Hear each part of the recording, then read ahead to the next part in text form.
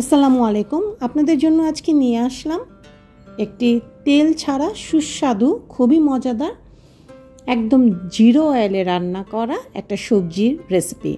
যেই রেসিপিটা অ্যাকচুয়ালি আমাদের চাকমা আপুরা খেয়ে থাকেন। যদি আমার রেসিপিতে কোনো ভুল হয়ে থাকে অবশ্যই চাকমা আপুদের কাছে আমি আগেই ক্ষমা চেয়ে নিচ্ছি।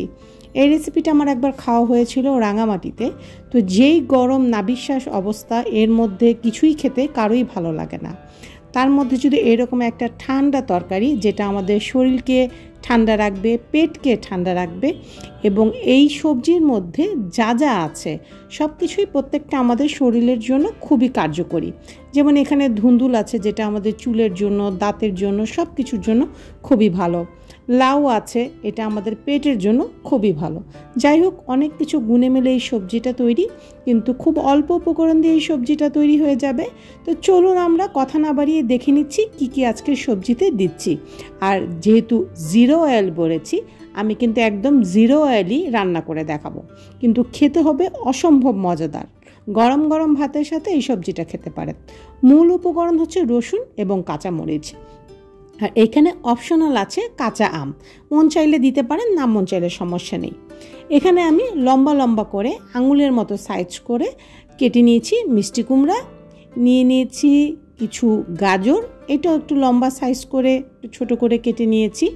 সবজিগুলো আপনার পছন্দ মতো আপনি অ্যাড করবেন। এইখানে দিয়েছি লাউ, এটা আমি একটু সিদ্ধ করে ভাপিয়ে নিয়েছি কারণ এটা ফ্রিজে ছিল। আর এখানে দিচ্ছি চিংড়ি মাছ, আমি 2টা চিংড়িকে ছোট ছোট টুকরো করে কেটে নিয়েছি। মূল মশলা হচ্ছে এখানে রসুন এবং কাঁচামরিচ। আর এখানে নিয়েছি অনেকগুলো ধুন্দুল, বা হ্যাঁ ধুন্দুলই তো বলা হয় এটাকে, আর কি বলা হয় আমার জানা নেই।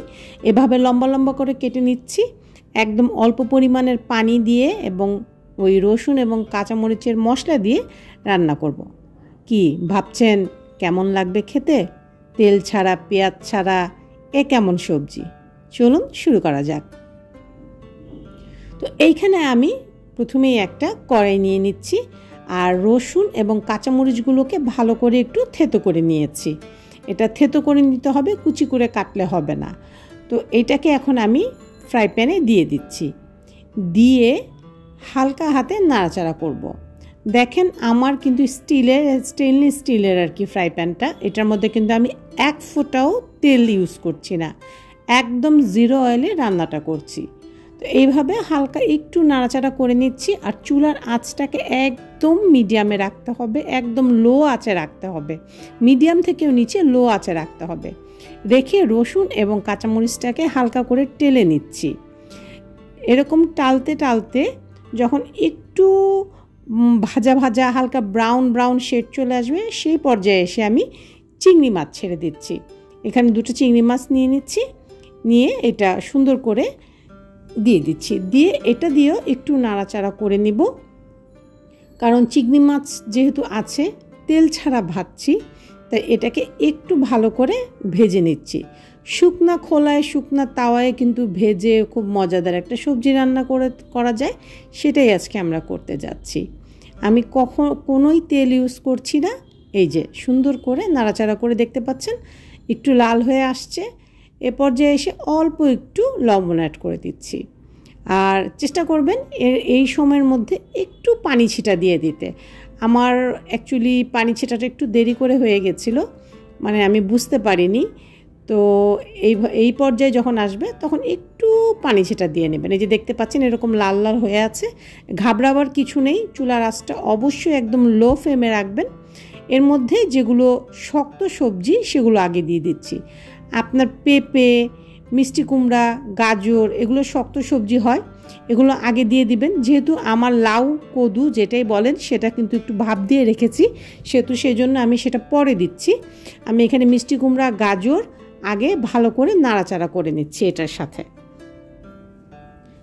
এখন একটু পানি দিয়ে দিই, না হলে কিন্তু একদম দেখা যাবে জ্বলে যে সবজির রঙটা খারাপ হয়ে যাবে।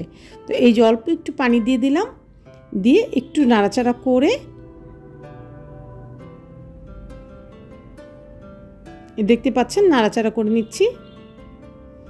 আপনার যদি মন চায় আপনি এটার মধ্যে আলুও অ্যাড করতে পারেন, যে আমার খালি সবজি এভাবে খেতে ভালো লাগবে না, আপনি একটু আলু অ্যাড করে নিতে পারেন। নাড়াচাড়া এই পর্যায়ে আমি একটু ঢাকা দিয়ে এখন ঢেকে দেব। আর চুলার আঁচটা কিন্তু অবশ্যই একদম লো ফ্লেমে আছে।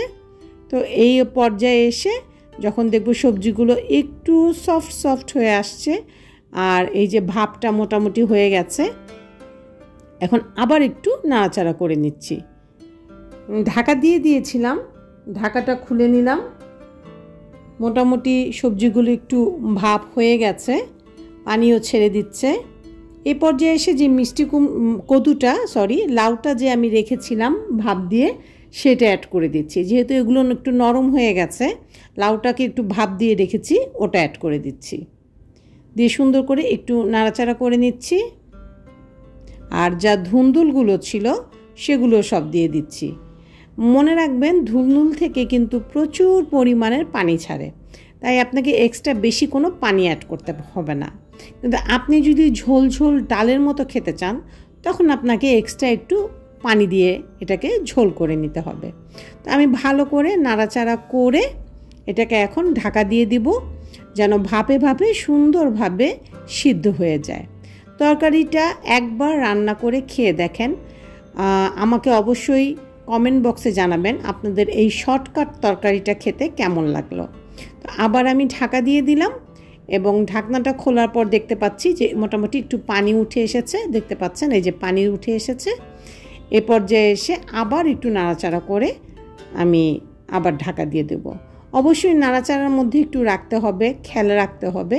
রান্নাটা টোটালি আপনার উপরেই ডিপেন্ড করে। আর টমেটোটা আমি আগে দেখাইনি, যেহেতু আমার কাছে ছিল, ভাবলাম 2-3 টুকরা যদি কেটে দেই তরকারির রঙটাও সুন্দর আসবে, দেখতেও ভালো লাগবে। তাই চেষ্টা করবেন রেসিপি দেখার সময় পুরোটা রেসিপি মনোযোগ দিয়ে দেখার জন্য। স্কিপ করে করে দেখলে হয়তো বা এমন কোনো আইটেম ছুটে যায় বা এমন কোনো টিপস ছুটে যায় যেটার জন্য তরকারির স্বাদ ভালো হয় না, তরকারি ভালো হয় না, তখন আপনারা কিন্তু রাগ হয়ে যান, রেসিপি আমাদের মতো হয় নাই। যাই হোক, কথার মাঝে আবার একটু লবণ অ্যাড করে দিলাম স্বাদ মতো। এইবার আমি অল্প একটু পানি দিয়ে দিচ্ছি। যেহেতু বলেছি ধুন্দুল থেকে প্রচুর পরিমাণের পানি বের হয়, তরকারিটা এভাবেই ঝোলঝোল হয়ে যাবে। তো এক্সট্রা পানি একটু দিতে হয়, না দিলে আবার দেখা যাবে একদম ড্রাই হয়ে যাবে সবজিটা। তো এই পর্যায়ে নাড়াচাড়া করে সুন্দর করে যখন ভালোভাবে সবজিটা সুসিদ্ধ হয়ে যাবে, পানির পরিমাণটা আপনার মনের মতো হয়ে যাবে, আপনি বুঝে সেইভাবে নামিয়ে নেবেন। তার আগে এখন সবজিগুলো পুরোপুরি সিদ্ধ হয়ে গেছে, আমি এই পর্যায়ে এসে একটু কাঁচা আম ফালি করে দিয়ে দিচ্ছি। কাঁচা আমটা অপশনাল, আপনার মন চাইলে দিবেন, কিন্তু যখন সবজির সাথে এই কাঁচা আমগুলো ভাতের সাথে পড়ে তখন কিন্তু খেতে অসাধারণ লাগে। এই গরমের সময় যদি এই রকম একটা ঠান্ডা সবজির তরকারি থাকে, তাহলে কিন্তু আপনার ডাল বা ভাজি অন্য কিছুই খেতে লাগবে না। এখন আমার সবজি রান্নাটা পুরোপুরি হয়ে গেছে। ধনেপাতা দিয়ে দিচ্ছি, দিয়ে আমি চুলার গ্যাসটা অফ করে দিয়ে ঢাকা দিয়ে দেব। বাস তৈরি হয়ে যাবে চাকমা আপুদের মতো সবজি রান্না, যেইটা খেতে অসম্ভব মজাদার হয়। তো এই যে আমার রান্না কমপ্লিট, আমি এখন চুলা বন্ধ করে ঢাকনাটা দিয়ে দিচ্ছি, পরিবেশন করে দিচ্ছি আপনাদের জন্য। রেসিপিটা কেমন হলো অবশ্যই রান্না করে আমাকে জানাবেন। সবজিগুলো সবার ঘরেই মোটামুটি থাকে। আর লাইক কমেন্ট করতে ভুলবেন না, শেয়ার করে দিবেন আপনার পরিবার পরিজনের সাথে। আপনার কমেন্ট, আপনার শেয়ার, লাইক কিন্তু আমাকে উৎসাহ যোগায় নেক্সট ভিডিও ব্লগ আপলোড করার জন্য। আপনাদের সহযোগিতায় এই পর্যন্ত আসতে পেরেছি, এই জন্য আমার ইউটিউব পরিবারের সবাইকে অনেক ধন্যবাদ। অনেক দিন পর একটা রান্নার ভিডিও আপলোড করলাম, আশা করছি আপনাদের কাছে ভালো লাগবে।